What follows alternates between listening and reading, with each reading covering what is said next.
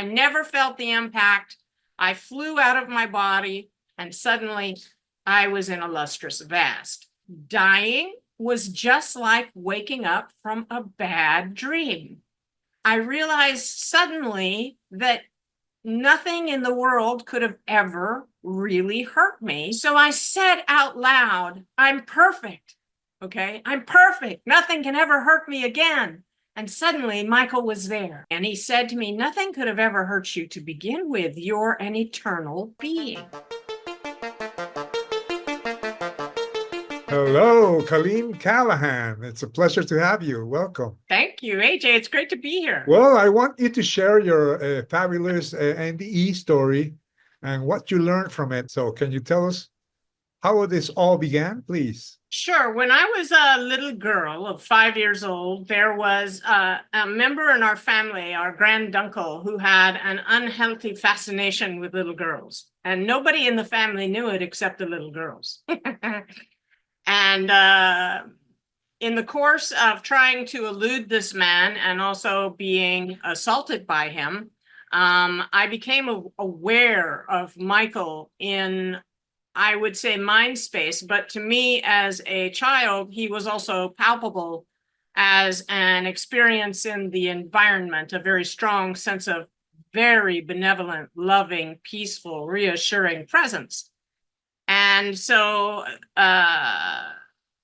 several times, particularly during the first assault, and then later when I was trying to elude this gentleman by climbing trees and such, I was asking for where to go. And Michael intruded into mind space very strongly, directing me in a wordless voice where to go to hide. And so through the years, he also showered me with what I call chi flows. Chi resonance flows are Shakti. And this is, the hair stands up all over your body.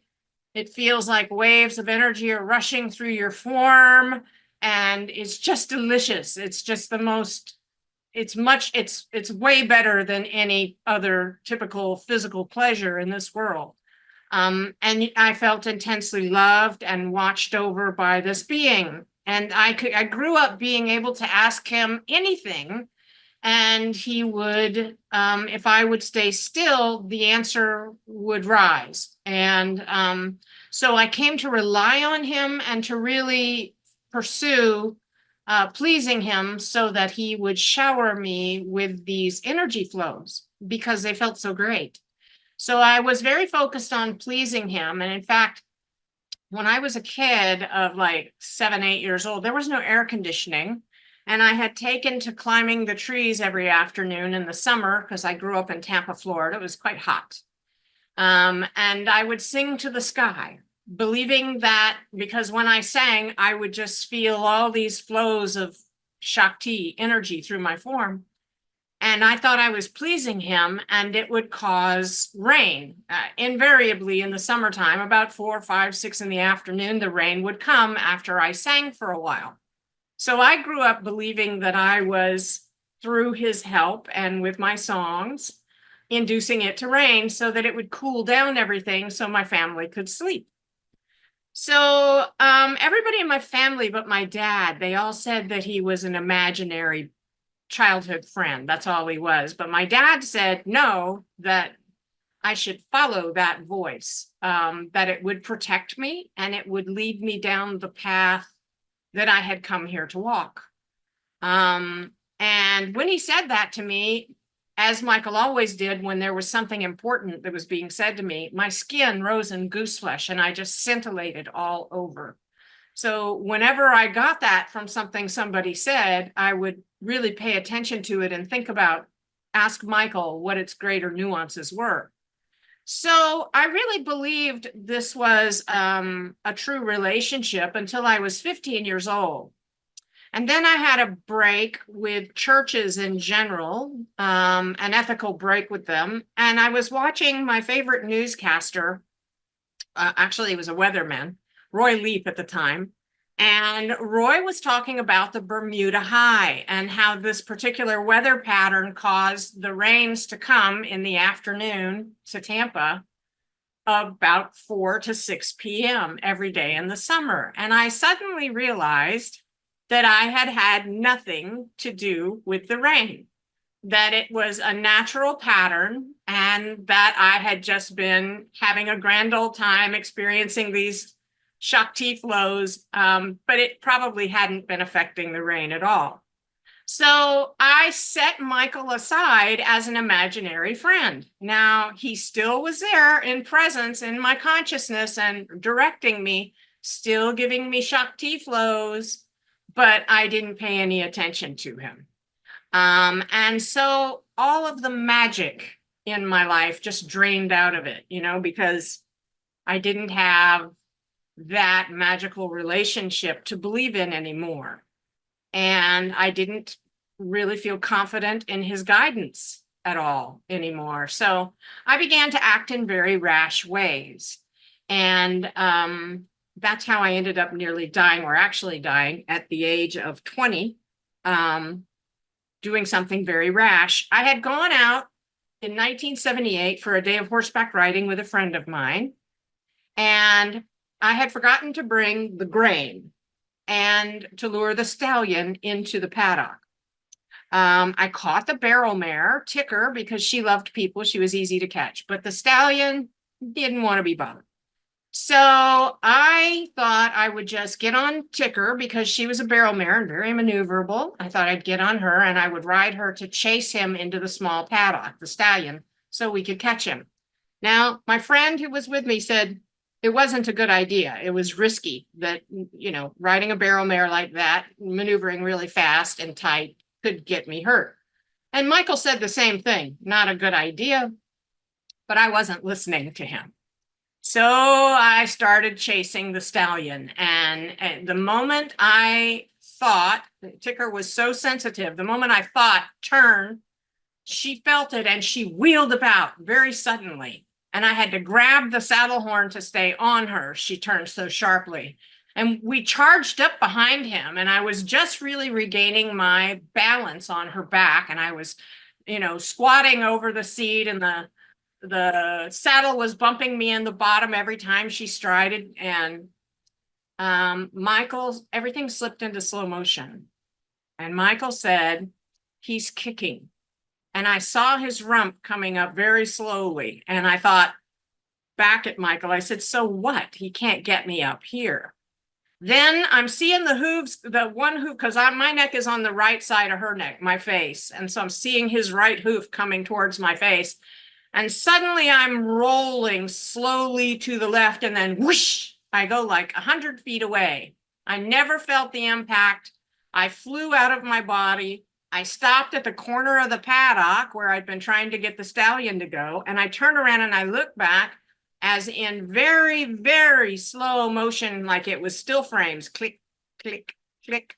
I watched the body snap its head back, and my arms let go, and the body flopped on the rump of the mare for like 3 strides. And I'm thinking, gosh, I hope her feet don't get stuck in the stirrups so she gets dragged. And then she fell, the body fell head first over the rump and landed on the head and neck. And then the hips hit and the legs hit. And suddenly I was in a lustrous vast. It had the feeling of, I would say, velvet. It felt like velvet, but it was black with a sheen like gasoline on water. And it felt extremely benevolent. And I felt perfect. I felt perfect the way God had first created me. All of my earthly concerns and identifications had dropped away in this new environment, and dying was just like waking up from a bad dream. I realized suddenly that nothing in the world could have ever really hurt me, because my reality sprang from a higher dimension that the world couldn't even touch. So I said out loud, I'm perfect. Okay, I'm perfect. Nothing can ever hurt me again. And suddenly Michael was there, and he said, and I could taste him. I could feel his presence was so delicious and perfect and loving. And he said to me, nothing could have ever hurt you to begin with. You're an eternal being. And I knew right away what he was saying was the truth, because on that side, truth has a sort of taste. And I don't know how to describe it other than that. It's not what you taste with your tongue, but that you know with your entire being. And I knew he was telling me the truth. And I said, well, that being so, and I can tell it is, I can taste it. Why was it all so scary? And he said, well, it was scary because you believed you could suffer loss and die. But of course, that was necessary in order to intensify the experience so that you would learn what you went there to learn and do what you went there to do. And I said, I don't remember what I went there to learn and do. What was that? Would you refresh my memory? And he said, you went to summon your will. And I said, what? I went through all that suffering just to find out what I wanted? And he said, no, you misunderstand what I mean by the will. He said, I have to show you. So suddenly, whoosh, I am back in the world, experiencing a vignette from my life. I was an 18-month-old baby, okay? And I'm laying on the floor, screaming bloody murder, kicking my feet, trying to get off the first pair of brand new shoes that had ever been put on my feet. My mother, I grew up, she called me the Barefoot Contessa because I loved my puppies, my dogs, to be in contact with the earth, you know? And she'd saved up a lot of, to us, it was a lot of money because we were poor, and she'd saved it up to get me these shoes. And at the same time I was also watching this. I was watching mom. And at the same time I was watching mom, I was feeling mom. I was being mom. And she was thinking, basically, gosh, my baby needs shoes. She's really pitching a fit. How am I going to protect her feet? And I realized suddenly, not as the baby, but as the observer in a state of what I call holy perception, okay, because I was my little self and my mother and watching it from the outside too. And I realized that the shoes had been given to protect my feet.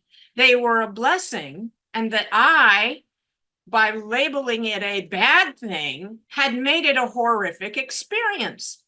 And suddenly, whoosh, I was back in the lustrous vast with Michael. And I was like, did I get that right? Did I make that a horrible experience when it should have been a good experience? And he said, yes, you really did. That's exactly what you did. So I was like, okay, that's really cool. And then suddenly, whoosh, I'm back in the vignette again. And this vignette is of my granduncle assaulting me. And in this particular episode, it was interesting because I had left my body when he did that as a child. So I'm there experiencing being myself as a child, leaving my body and discovering in the course of that I was not my body, okay? More than that, Michael took me into this realm that was like clouds. It was just a soft, misty light. And there were these, I think they were angels because they looked like birds, but not quite. They had wings and they flew and they scintillated with light. So because of recent experiences, I'm thinking they resembled seraphim angels. And Michael has told me since that he is seraphim angels. So anyway, out of seraphim stock. Anyway, so I'm seeing these beings swirling around me, and I'm feeling this immense love. And suddenly, whoosh, I realized I took what was a horrible thing, aware that that little girl was being sexually assaulted. But because of what I did with it, the way I labeled it and the experience I had being so loving, I had taken what was a bad thing and I had turned it into a boon. I had turned it into a good thing. Because when I got back in the body, I didn't even remember what had happened to my body. I remembered this glorious experience. So suddenly I'm whoosh back with Michael, and I'm like, did I get that right? Did I take something that was traumatic, and because I cut the trauma out of my mind and I remembered this blessed experience with you, did I make it a good thing? And he said, that's exactly what you did.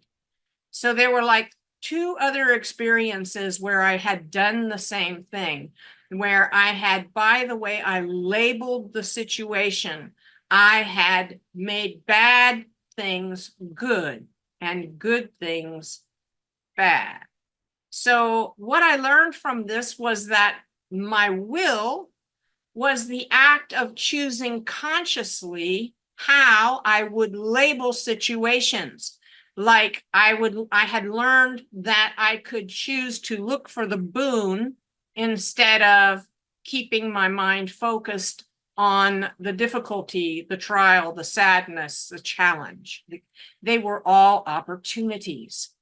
So at this point, I realized humanity does this all the time, that what we do is we're godlings. And in this dream venue, we create with our labels our own subjective experience from whatever happens in the world. And then by labeling it, we often make it a bad experience unconsciously, labeling it, not observing that we're labeling it. We just do it unconsciously. We make it a bad experience, and then we blame the world we made with our labels for our unhappiness. Now, this is really funny in the lustrous vast because we are godlings. A creator cannot be hostage to their creations. Okay, it just can't happen. All right. So in the lustrous vast, I realized that in Earth Venue, we're dreaming that we are disempowered by the dream that we create. So we're holding ourselves hostage to a dream world we're creating. This was hysterical. I laughed, and Michael laughed with me at the way we trick ourselves, because the world is a prank that we play on ourselves, a trick. These things can't happen to godlings, but we can dream they do. And so we dream these experiences for ourselves for diversion and for education, to learn, for experience. So then I realized all the suffering in the world came out of this not observing and consciously wielding our labels to create the experiences we want. Instead, we do it unconsciously when we have this power as a godling to decide how we're going to label things, how we're going to experience them through those labels. And this made us weep, and we wept and wept at all the suffering. And then as this happened, I realized I was dying. I said, I must be dying. This is so clear. This is amazing. Am I dying? And I wasn't bothered at all, really, not at all, that I was dying. And he said, well, your body's laying in a field, and if down from head trauma, and if you can't make it get up, the brain will swell and the body will cease. And at this point, I was becoming another version of myself, a much greater version of myself, as my perspective shifted from, it's like waking up slowly, groggy, from a dream. And as I realized I was a godling and that I had done all this unhappiness to myself and that I could choose otherwise, I just became love. I was just nothing but love. And I loved the world, and I loved humanity. And I didn't want them to suffer unnecessarily. And so I decided I needed to go back into the dream of the world. And I'd gone back into my sleeping dreams many times in my life. You just sort of tunnel back into them with your attention. But I wasn't sure how to make it happen in this particular scenario. And I said to him, I have to tell them, Michael. I have to go back and tell them all so that they won't suffer. They don't have to suffer. But I don't know how to get back into the world. It's just a dream. How do I do it? And he said something really interesting. He said, you can go back any place you want. You've already gone back 4 different places into your time stream.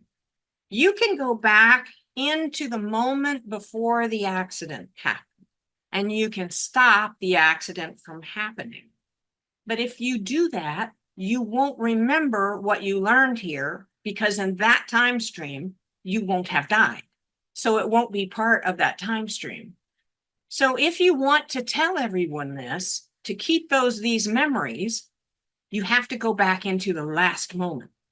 The last moment contains nested within it every antecedent condition that brought you to that event that brought you into the lustrous fast. So I said, well, how do I do it? And he said, well, all you do is you focus your will and your attention on the last moment. Totally immerse your attention, focused on the last moment you can remember, and then will to be back there. That's all it takes. AJ, I didn't even say goodbye. Okay. I was so filled with love and on a mission, and I feared I would forget before I could tell everyone. And so I just rushed. I focused on the last moment. I saw the rump coming up again towards my face very clearly. I heard the horse galloping. You know how horses breathe when they're really working hard, and focused my will, and whoosh, it was like a great rushing wind. And I was back in my body, and it was in a very bad way. The horse had kicked me in the face here, and he'd knocked a lot of skin off my face. And then I had landed on my head.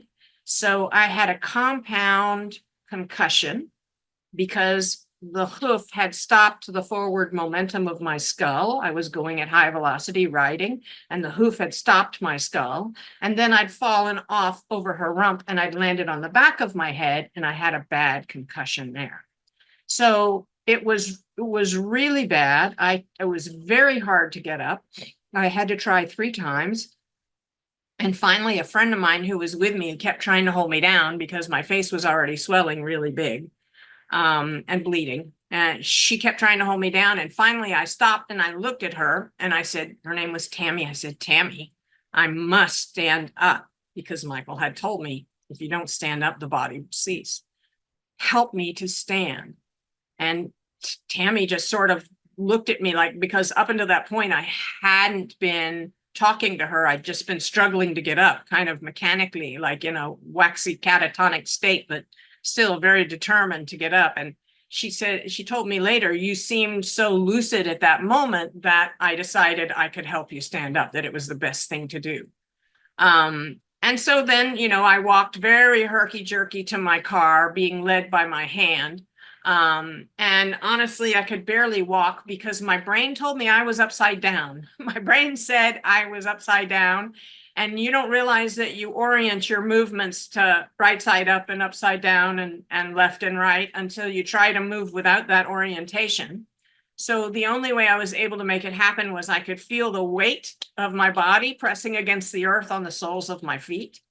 And so I paid very close attention to that, to tell myself which way was down, so that I could, because otherwise your movements are mirror image. You want to put your leg out instead of lift it up.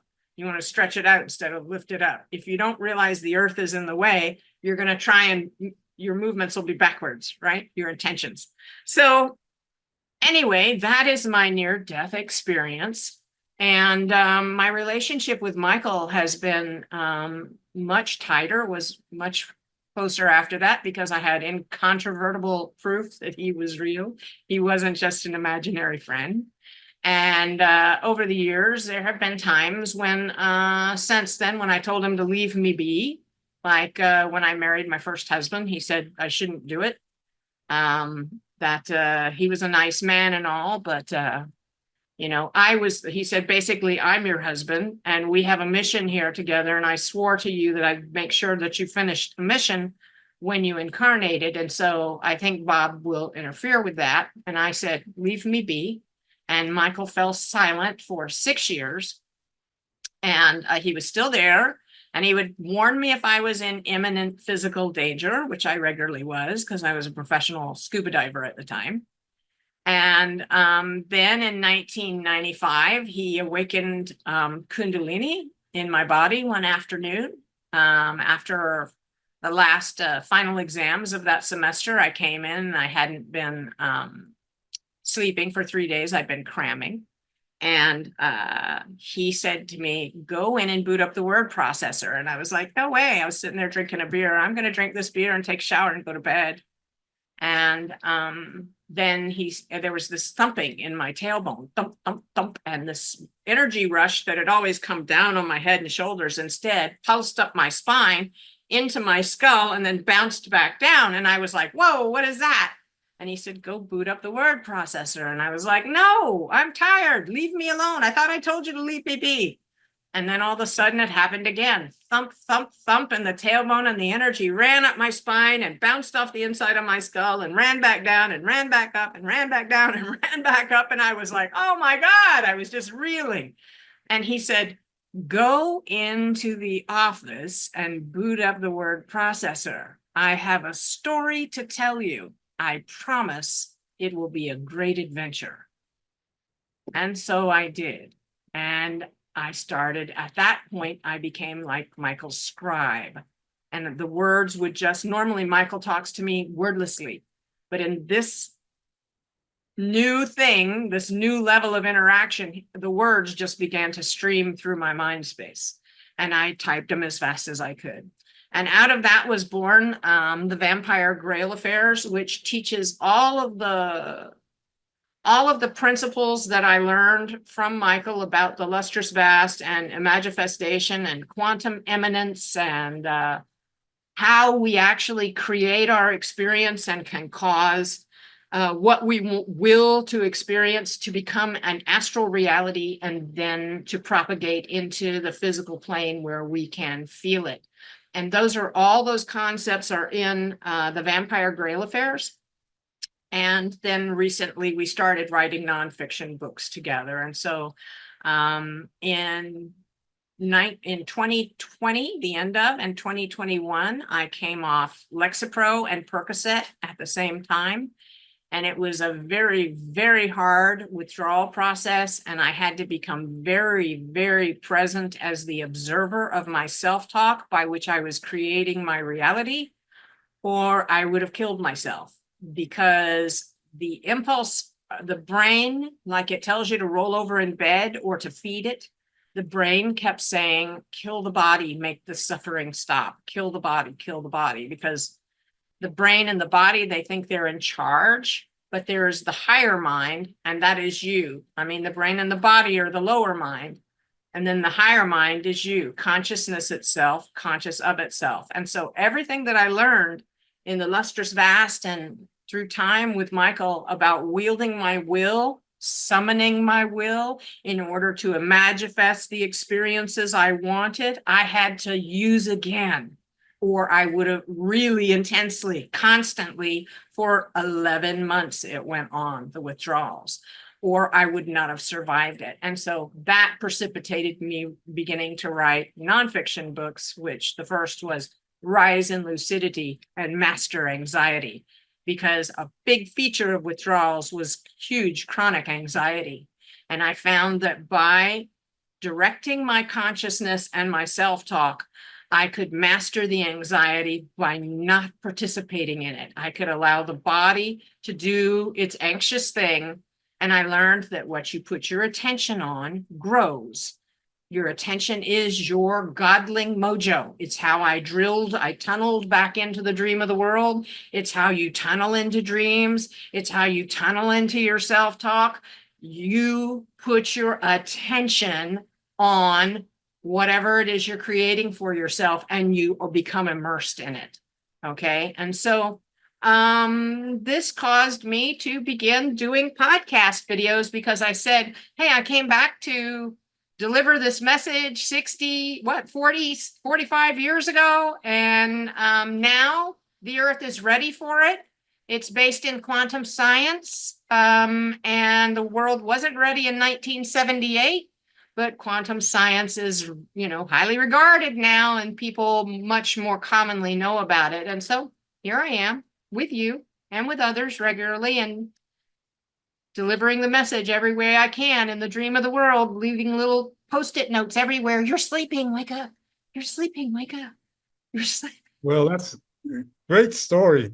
Hey, I have a few questions. When you got back from your NDE, did you know it was an NDE? How long did it take you to understand it? And were you able to remember what had just happened? I remembered everything that had just happened in the lustrous vast very clearly.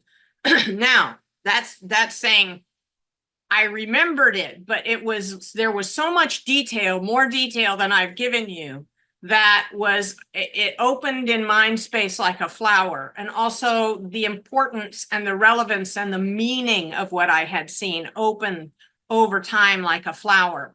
At first, I was kind of, as far as knowing it was an NDE, nobody called them that then, 1978. So it didn't really occur to me, that I had actually died until sometime later. But I had died. I had left the venue entirely. People talk about what is physical death, and what is not. And I'm like, okay, in my mind, all right, when you leave the venue entirely, that's physical death. Okay, that is death. You are no longer identified with that physical form at all. It's something entirely new.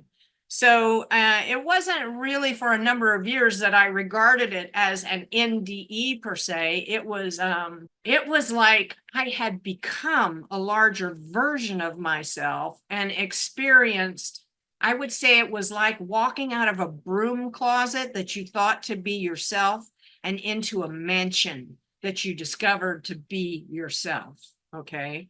And so the self that I am transcends not just the lustrous vast and earth venue, but I've been a lucid dreamer since I was 8 years old. And I go to many venues over and over again, and I remember them. I'm lucid in them. I remember there are 5 different venues I regularly visit that I know I'm dreaming when I'm there, and I remember all the other venues that I visit. And from those other venues, Earth is just like them. When you remember this venue from a lucid dream, it feels like remembering a dream from within Earth venue. It's exactly the same. And that's because it feels exactly the same because it is the same. Okay, you are actually visiting other venues in joint mind space of the lustrous vast. Everything is in the lustrous vast. We're in it right now. When you quit the venue, you're instantaneously in the lustrous vast. And I'm thinking that that is what people experience at first as the tunnel. Okay, it's really the lustrous vast, and the tunnel is the light. You're like a tentacle of the higher self coming down into Earth venue and to other venues. And your own light stream is what you're going back through to go back to source. You're just turning that tentacle inside out and going back to source through it. So I think that kind of answers your question. I did remember everything all at once. I didn't consider it so much. Once you've been dead and dead has been revealed as a lie, something that death is what those who imagine themselves the living call a corpse. Okay. And so once you realize none of that is real, dead doesn't make any sense to you anymore. So, it hasn't the same meaning. It's just a relative perception of a state of being. That's all. If you consider this a dream and not real, what do you think reality is? Reality is, the truth is unity. Consciousness itself, conscious of itself. Everything else is dreams, okay?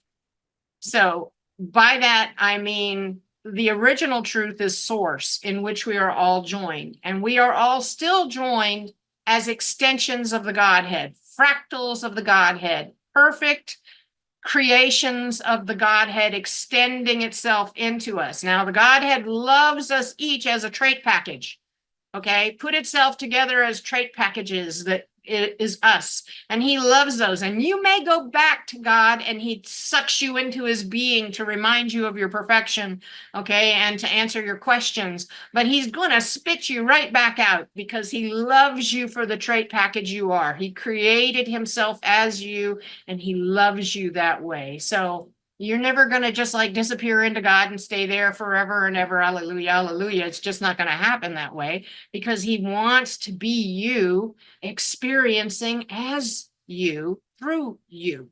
Okay. If reality is oneness, then does it mean that we are all God? That's the only thing here, my friend. There's Okay. nothing here but God, all right? We are not any of us the wholeness of that perspective. We are completely that energy. There is nothing here but that energy. And our objective is to become more and more our perception, our perspective, that higher perspective. The thing is God is growing as we grow. Okay, as we grow, God grows. And so we're never going to fully catch up. Okay, never going to fully catch up with that perspective. But our objective is to become more and more wielding our wills in order to manifest, imagifesting what we will to experience and to share with each other in the world. You are a scientist. How do you explain reality in terms of quantum physics and non-local consciousness? I was trained in biology and interdisciplinary natural sciences with a marine sciences emphasis, marine systems ecology, okay? So here's the way I have experienced it. Everything is simultaneously possible and available as experience in superposition. Every possible event stream exists in superposition available. Now, it's important to realize it doesn't exist in space. It exists conceptually because worlds are created by concepts. That's why there's duality, because the moment you think of a concept, its opposite comes into being. Okay, so everything exists in superposition, ready to be experienced as concepts, as hypothetical event streams. It doesn't have to exist in any sort of space. It exists as concepts in the joint mind space of all that is, God. Okay? So it's all available to be read the way we read a library book, by taking our attention and immersing it into the time stream, the hypothetical time stream, okay? And that way we experience it moment by moment, creating a story, okay? So essentially, these are stories we're telling ourselves. Typically, we're choosing the story unconsciously because we've developed all this self-talk. Our mind is created by the self-talk and the labels we have taught ourselves unconsciously in accordance with what has happened in our lives. We say, oh, he did this or that, or said this or that because this or that, and we have to watch out for this or that. We tell ourselves these things, we tell ourselves these stories, but we don't observe ourselves doing it. And because we don't observe ourselves, we don't realize we're building our own mind. And that mind is what we basically feed to the body, the brain, in order to help it as programming, to help it search for sustenance and pleasure and avoid loss and pain. Okay. So we have created this mind that has a bunch of little loops in it that are charged with emotions because of trauma. When we learned these things and taught ourselves these things, the self-talk in trauma, it's then charged with energy, and the brain keeps running the same material over and over again. We call it worry. Okay. We call it restimulating our PTSD. Okay. And so because we didn't observe ourselves creating that mind, we don't realize that we can recreate it consciously, that we can choose to structure our self-talk differently so that it's more productive, okay? And so that it creates for us the imagifested experience that we want. And that is an experience of empowerment, of our godly estate, in which we wield our will consciously, summon our will and wield it consciously, choosing our words, choosing our self-talk, engineering that self-talk so that we curate our own experience. Now this, Michael calls the will that is wholly shared. He calls it the will that is wholly shared, and I saw this when I was dead in the lustrous past. And it is the will that all sentient beings waken lucid in the dream of the world, because lucidity is observing yourself, creating your own experience, so that we begin to take sovereignty over our experience. He says, only the lucid dreamer can change the dream. I also learned lucid dream when I was 8 years old. And it's really amazing when you're dreaming and you realize you're dreaming and you can change the dream or simply concentrate and wake up, you know? Yes. Now that was a thing for me. I used to wake up all the time, and Michael would say, no, no, no, don't wake up. You have to stay in the dream to change it. And I want you to practice that. Okay. Oh, right. Stay in the dream to change it. When you're lucid dreaming, you may recall, or maybe it wasn't a big part of your experience, but Michael gave me tokens to know that I was dreaming. And the first one was fear. If I felt the fear in my body, I would become aware of my body in a different place and that I was dreaming. That the body, I felt it, but I wasn't really experiencing through it. Okay, so fear was my trigger. I would go, oh, whenever you feel this, boom, know you're dreaming and that nothing can hurt you. Okay. The other thing was flying. The other token was flying. I would say to myself, oh, I'm flying, so I must be dreaming because I can't do this in the real world. Okay. So one of the things Michael has emphasized is that it's important to have tokens in the dream of the world. The dream of the world, which is presently the dream of the children of God, the godlings, the world we created, we're being hostage to it. So it's a dream of our own disempowerment. And he says the biggest token to use to become lucid in the dream of the world is suffering.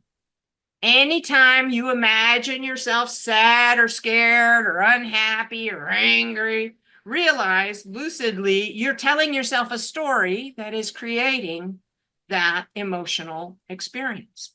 And then explore and observe what you're saying to yourself with those emotions. For instance, if you're telling yourself a sad story and you observe it, a lot of times the first thing we notice is that the thing that we're saying to ourselves isn't even true. Okay, it's not even true. Like thinking that other people are rejecting us or that they're talking bad about us behind our backs or whatever that makes us paranoid or feel like an outcast.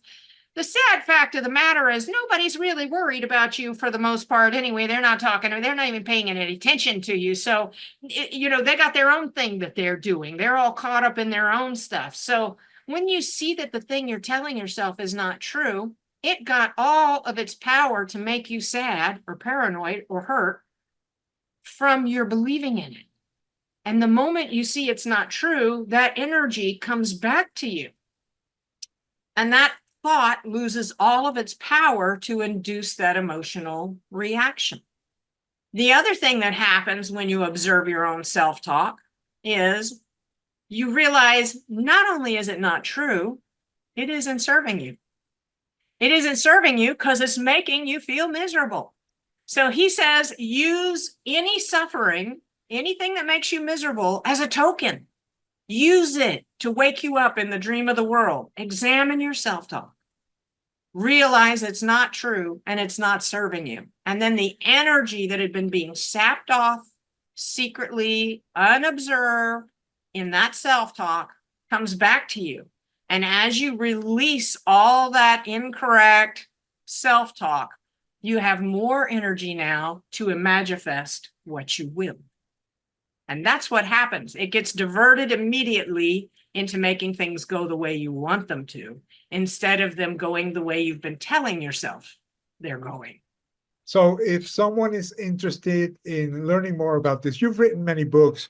Do you mention these concepts in your books? Yes, all of my work, and I'm sure AJ, you'll have this in links in the description below the video, but all of my work is available at crackedpotpublishing.com. And there you'll find fiction and nonfiction. The fiction works right now is a series of 6 books. I've only written 3 of them so far. Well, that's not true. I've written 5, but only 3 of them are up. Okay. And the first three are called the Vampire Grail Affairs. These all teach, there are NDEs throughout the Vampire Grail Affairs that teach these concepts and lucidity and how to master your own mind. And it's the Vampire Grail Affairs. They're very long-lived beings, and they go through a lot of NDEs. As part of being made a vampire, they go through an NDE, and it changes their perspective right away. And so the concepts are all being taught in the way of a very sexy vampire story that people who would never read a self-help book would enjoy just for its very sexy story and for the drama of it. But they're also going to be picking up these concepts along the way. So that's very helpful. If you like literary erotic fantasy, this is a great series for you. The other books, nonfiction, so far, 2 of them are up. There's a 3rd one in the works now. The first 2 are Rise in Lucidity and Master Anxiety. And I write those under my name, Cailin J. Callaghan. The other books are written under my pen name, Cailin and More, the fiction books, Cailin and More. So, and the second book that's up is Entangled Hearts, How to Call Your Pets Back from Across the Rainbow Bridge. I've had an ongoing experience of my pets coming back to me, reincarnating, and I know how to get them back into my time stream now, and for us to locate each other and how to communicate with the pet. And so I've written that little manual for people who've lost a pet and they want to bring them back into their time stream, or better yet, if they know the pet is soon to, pass, the body's going to wear out.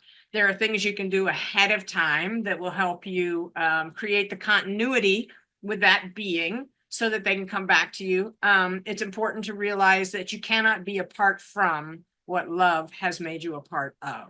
Okay, so the pets spring from your love, from your own energetic field. It seems to you they come to you in the world, okay, but they actually spring from your own energetic field. They are parts of you. So you never lose each other eternally. It cannot happen.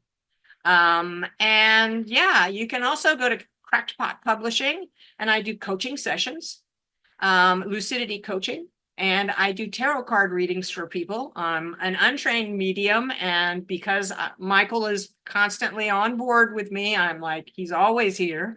I'm a bicameral consciousness. There's 2 of us, okay? I do the card readings for people using Michael's insights, and so far it's been a really amazing success. I've only had 1 person that we were a tiny bit out of sync, and I've done a lot of readings now. And yeah, you can find that at the bottom of crackedpotpublishing.com, the homepage where it says Consult the Lucid Oracle. And you can just click the button that says schedule your time, and then you can book your session. Do you want to add something else? I truly love you all. I mean, it's not easy to remember the soul that I was in the lustrous vast. But that's what we're here to do. We're here to remember ourselves as love, with all of the fictitious considerations stripped away. All of the things the earth has taught us to care about. The thing about love is, what is real, as in it persists across realm barriers, because when you give it away, you only have more of it. And love is like that. You don't get less love by giving it away. You get more love by giving it away, okay? I wrote a little ditty, or actually a friend who died gave me this as he was departing Earth venue. And some of the lyrics go, with no pockets in my garments, I'm bound to leave this world. Don't need no pockets in my garments. Love is all that with me flies. It's only real if it's eternal. So love is all I leave behind. They can't tax it. They can't steal it. It doth not rot nor oxidize. The more you give it, the more you have it. Love is the treasure of the wise. So that's all you're here to do. It's the only real thing here is the love. By real, I mean it goes with you when you leave. and it stays behind at the same time. So I love you all. This has been the A.J. Parr Spiritual Journalist Podcast. Please like, share, and subscribe.